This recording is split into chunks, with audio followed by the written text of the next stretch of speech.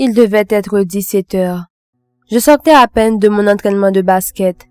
J'étais épuisé et je suais abondamment. Je réfléchissais depuis quelque temps à abandonner ce sport qui pourtant était ma passion. La raison?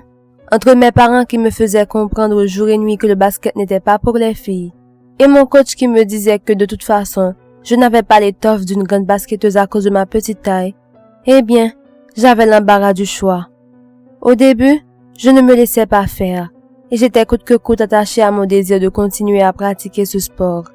Mais à force d'entendre ce genre de remarques, j'avais fini par me faire à l'idée que je n'étais pas faite pour ça, et que je devais écouter ma famille, qui me conseillait d'étudier la cosmétologie ou l'infirmerie.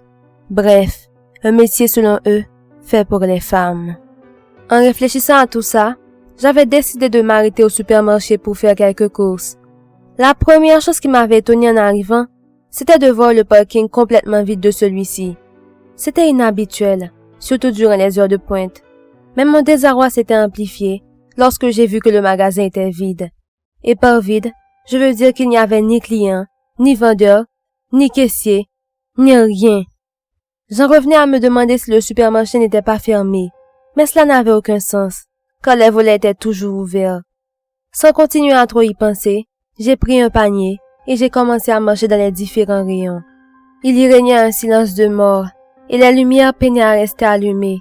Je commençais à avoir peur, mais j'essayais de me convaincre que ce n'était rien. Je tenais absolument à acheter tous les ingrédients inscrits sur ma liste, puisque je devais préparer un gâteau pour l'anniversaire de ma meilleure amie. C'était encore plus bénéfique, puisqu'étant donné qu'il n'y avait pas de caissier, j'allais tout avoir gratuitement. Mais plus j'avançais dans les rayons, plus ma motivation perdait de l'ampleur. À un moment, je m'étais sentie observée, et je m'étais donc retournée pour confirmer mes doutes. « Il y a quelqu'un? » À part l'écho de ma voix, rien d'autre n'avait retenti dans les couloirs. J'ai donc continué mes achats. Mais même pas 5 minutes plus tard, je m'étais à nouveau sentie observée. Cette fois-ci, j'étais vraiment inquiète. Mais la goutte d'eau qui a fait déborder le vase, c'était lorsque j'ai vu du coin de l'œil une silhouette passer à côté de moi. Apeurée, je m'étais mise à courir en direction du parking. Mais contre toute attente, un homme vint se mettre en travers de mon chemin. Je me suis arrêtée net, tout en observant l'homme devant moi.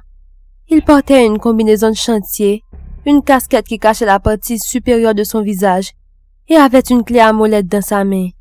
Il était trempé, et était très sale. Je ne savais pas quoi faire. J'étais tétanisée par la peur, et je ne pouvais pas bouger. Mais lorsque j'ai vu l'homme ouvrir sa bouche, pour me montrer ses dents jaunes et pointues, j'ai tout de suite retrouvé l'usage de mes jambes, et j'ai couru dans la direction opposée, tout en regardant derrière moi.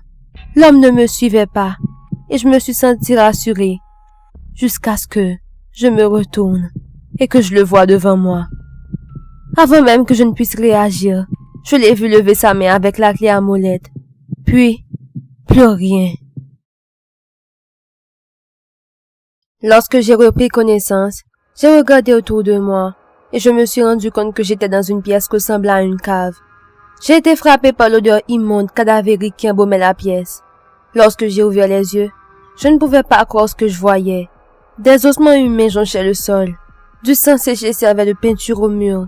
Il y avait 2 grosses barriques d'acide dans un coin de la pièce, à côté d'une table sur laquelle il y avait des objets tranchants, comme des scies et des tronçonneuses. Mais le plus choquant étaient les 3 cages qui se trouvaient en plein milieu de la salle. À l'intérieur de chacune d'elles, il y avait une monstruosité qu'aujourd'hui encore je ne saurais décrire. Ces créatures ressemblaient à des espèces d'hybrides entre rats et serpents. À la vue de ces horreurs, j'avais tenté de me lever, mais mes poignets ainsi que mes jambes étaient attachés à des look-bars de métal. J'avais une migraine atroce. Mes souvenirs étaient encore flous, et je sentais une horrible douleur traverser mes membres. J'étais presque incapable de garder mes yeux ouverts, mais alors que j'essayais de me libérer de mes liens, j'ai vu une clé à molette tomber devant mes pieds. Ne comprenant pas, j'ai levé mes yeux, et j'ai vu un homme, que j'ai immédiatement reconnu comme étant celui qui était dans le magasin. Tout d'un coup, tous mes souvenirs étaient revenus, et je me rappelais du supermarché vide, de cet homme, et de sa tentative de me fracasser le crâne avec sa clé à molette. Lorsque je me suis rendu compte de tout ça, mon cœur a raté un battement, et plus que tout, j'essayais de me libérer. J'avais peur de ce que cet homme voulait me faire. Il me regardait me débattre, sans s'inquiéter, car il savait visiblement que même avec tous les efforts du monde, je ne parviendrais jamais à me libérer. Quelques secondes après, il s'était accroupi et a répliqué d'une voix rauque et forte. « Je ne te veux aucun mal. » Cette phrase ne m'avait pas rassuré. Il venait de me frapper à la tête avec un outil de serrage. J'aurais pu y passer, mais le fait qu'il avait parlé m'avait un peu soulagé.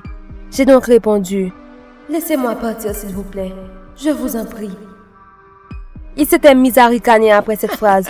Pour moi, ce rire était l'équivalent de funestes présages. Il s'était ensuite levé avant de répliquer à nouveau. « Je vais te laisser partir, mais avant tu vas devoir lutter pour ta vie. » Mon cœur s'était mis à se battre à une vitesse surprenante. Des larmes avaient commencé à couler sur mes joues. Qu'est-ce que cet homme comptait m'obliger à faire? Est-ce que je m'en sortirais?